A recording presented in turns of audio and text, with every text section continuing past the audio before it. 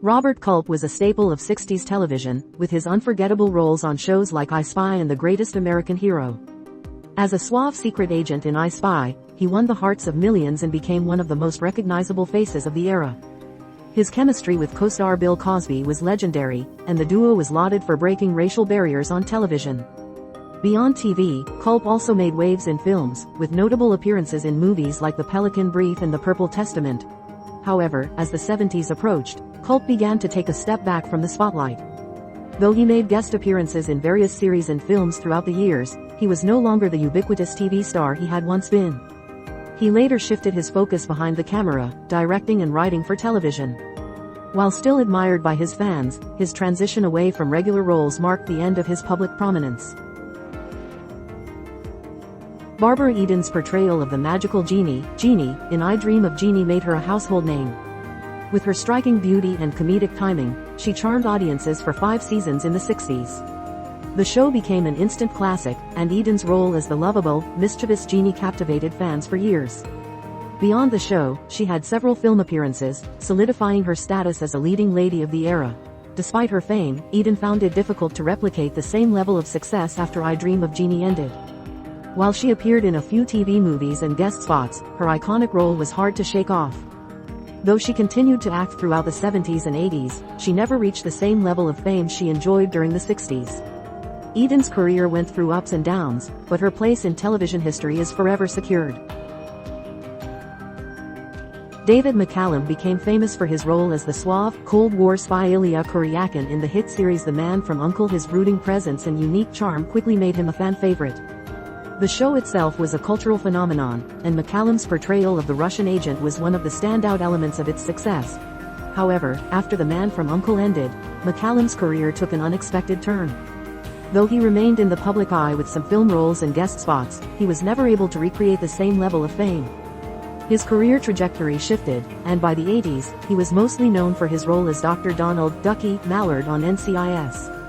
Despite a long and successful career, his 60s fame remained the pinnacle of his celebrity. Eve Plumb will always be remembered as the adorable and precocious Jan Brady on The Brady Bunch. Her portrayal of the middle sister who often felt overshadowed by her perfect older sister made her a relatable and beloved character. With the success of The Brady Bunch, Plumb seemed primed for a long career in Hollywood, as she was one of the most recognizable faces of the late 60s. But after the show ended, Plumb's career stalled. She found it difficult to land roles that matched the fame and recognition she'd received as Jan Brady. Although she worked on TV movies and made guest appearances, she couldn't escape the typecasting associated with her Brady Bunch role. Plumb later turned to theater and painting, establishing herself in those areas rather than continuing a steady career in television or film. Telly Savalas, with his iconic bald head and tough guy persona, became famous for his role as the titular character in Kojak.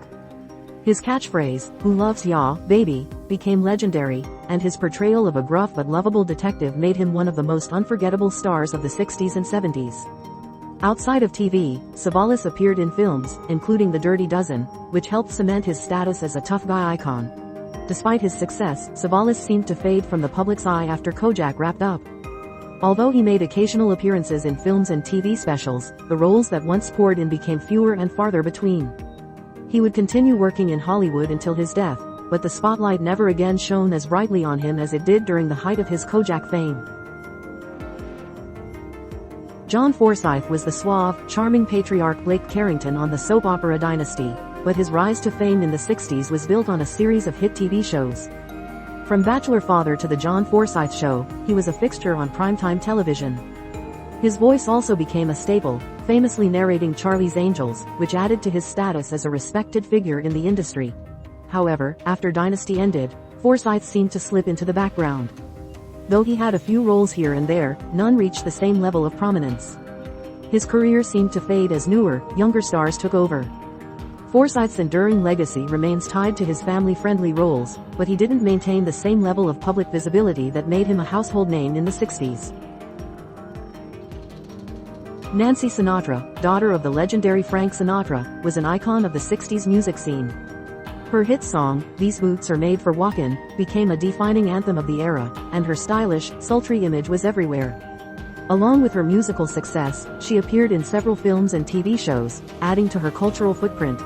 Yet, after the 60s, Sinatra's career seemed to lose momentum. Despite a few attempts at reinvention, she struggled to match the fame she had during her peak. While she remained a popular figure in the music world, her visibility on screen diminished.